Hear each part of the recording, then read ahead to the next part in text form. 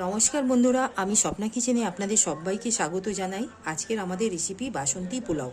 আমরা এই বাসন্তী পোলাও তৈরি করার জন্য এখানে যা যা উপকরণগুলি নিয়েছি সেগুলো আপনাদের একবার দেখিয়ে নেব। গ্যাসটাকে প্রথমে আমরা এখানে অন করে নেব। গ্যাসটাকে অন করে আমরা এখানে কড়া বসিয়েছি। কড়াটা গরম হয়ে গেলে আমরা এখানে ঘি আর রিফাইন দুটো মিশিয়ে আমরা গরম করে নেব। কড়াটা আমাদের এখানে দেখুন গরম হয়ে গেছে। এখানে আমরা ঘিটা দিয়ে দেবো। ঘি আর রিফাইন একসাথে আমরা মিশিয়ে দিচ্ছি এখানে। যদি আপনারা এই রেসিপিটি সম্পূর্ণ ঘিতে করতে পারেন।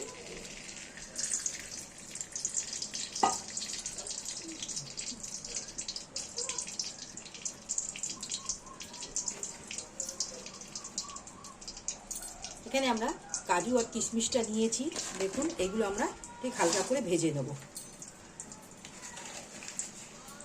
যতক্ষণ কাজু কিশমিশটা ভাজা হচ্ছে আমরা এখানে 500 গ্রাম গোবিন্দভোগ চাল নিয়েছি। এটাকে ভালো করে ধুয়ে পরিষ্কার করে আমরা জলটা ঝরিয়ে নিয়েছিলাম। এখানে আমরা কাজু কিশমিশটা ঠিক হালকা করে ভেজে বার করে নিয়েছি। এইবারে আমরা এখানে তেজপাতা আর গরম মশলা নিয়েছি, সেটা আমরা ফোড়নে দিয়ে দিলাম।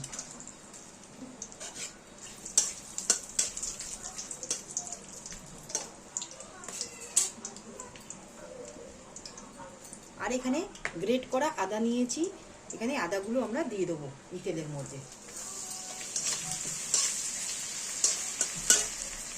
এখানে আমাদের আদাটা ঠিক ভাজা হয়ে গেছে। এবার আমরা এই চালটা আমরা দিয়ে দেবো। দেবার আগে এখানে আমরা হলুদ গুঁড়ো আন্দাজ করে দিয়ে দিচ্ছি। এখানে আমরা 2 চামচের মতন এখানে হলুদ গুঁড়োটা দেবো।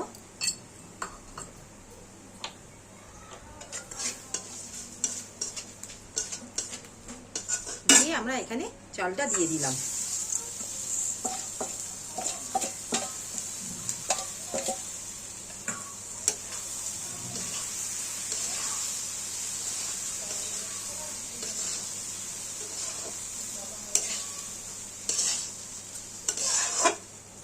চালটা দিয়ে 1 থেকে 2 মিনিটের মতন আমরা নেড়ে নেব। এই কাপের মেজারমেন্ট করে আমরা চাল নিয়েছি। এই কাপের 5 কাপ চাল নিয়েছি, তার ডবল আমরা জল নেব। 5 কাপের চালের জন্য আমরা এখানে এই কাপের 10 কাপ আমরা জল গরম করার জন্য একটা প্যানের মধ্যে বসিয়েছি। গরম জলটা দিলে পরে খুব দেখতেও ও খেতেও খুব স্বাদ হয়। সেই জন্য আমরা যখন এই বাসন্তী পোলাওটা যখন আমরা জল দেবো, ঠান্ডা জল দেবো না, গরম জলটা ফুটিয়েই দেবো।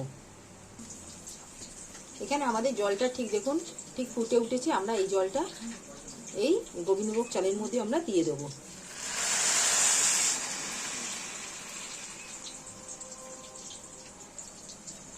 দিয়ে ভালো করে আমরা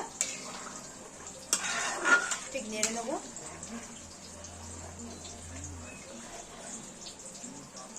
ঠিক এই অবস্থায় আমরা এখানে নুনটা আন্দাজ করে, এই স্টেজে আমরা নুনটা আন্দাজ করে দিয়ে দেবো।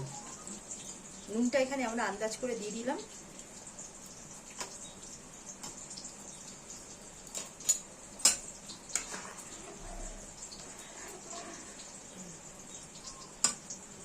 দিয়ে আমরা একটা ঢাকা দিয়ে চাপা দিয়ে দেবো।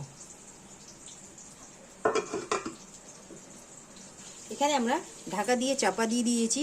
ঠিক যতক্ষণ না চালটা সেদ্ধ হচ্ছে না, আমরা ঠিক 4 থেকে 5 মিনিটের মতন আমরা ঢাকাটা দিয়ে অপেক্ষা করব চালটা সেদ্ধ হওয়ার জন্য। আমরা এটা সেদ্ধ হওয়ার জন্য ঠিক মিডিয়াম ফ্লেমে আমরা রেখেছি। আমরা এখানে একবার ঢাকাটা খুলে একবার দেখে নেব।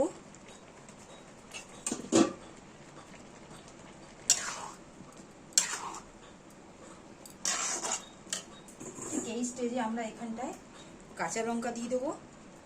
ভাঙা কাঁচা লঙ্কা এখানে আমরা নিয়েছি, ভেঙে রেখেছি, সেগুলো আমরা দিয়ে দিলাম। আর এখানে কাজু কিশমিশ যেটা ভেজে রেখেছিলাম সেটা আমরা দিয়ে দেবো।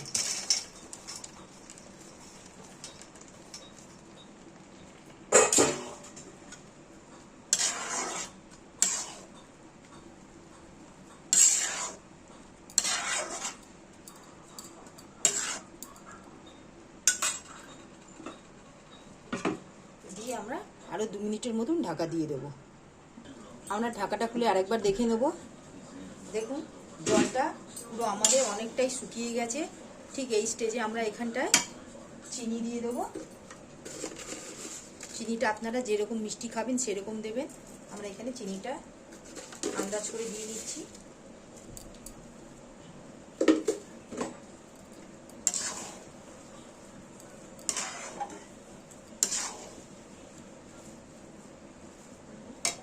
দিয়ে আমরা ঢাকা দিয়ে আরও 2 মিনিটের মতন রেখে দেবো। ঢাকাটা খুলে আমরা একবার দেখে নিচ্ছি।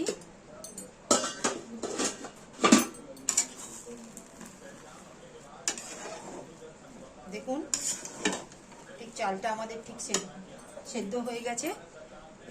এই স্টেজে আমরা এখানটায় 1 চা চামচের মতন গুঁড়ো গরম মশলা আমরা দিয়ে দেবো।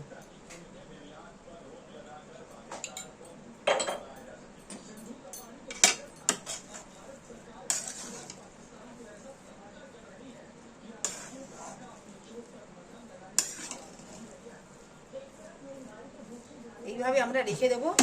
ঠান্ডা হয়ে গেলে ঠিক ঝরঝরে হয়ে যাবে। 5 মিনিটের মতন আমরা এরকম খোলা অবস্থায় রেখে দেবো। আমরা এখানে একবার ঢাকাটা খুলে দেখে নেব। ঠান্ডাটা আমাদের হয়ে গেছে, এবার দেখে নেব। বন্ধুরা দেখুন কতটা আমাদের ঠিক ঝরঝরে হয়ে গেছে পোলাওটা। ঠিক এই অবস্থায় আমরা এখানে একটা পাত্রের মধ্যে আমরা ঠিক বার করে নেব।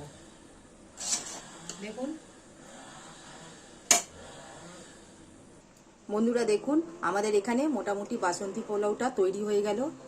এটা খুবই সহজ ও সরল পদ্ধতিতে আমরা দেখিয়েছি। এটা আপনারা চটজলদি বাড়িতে তৈরি করে নিতে পারেন।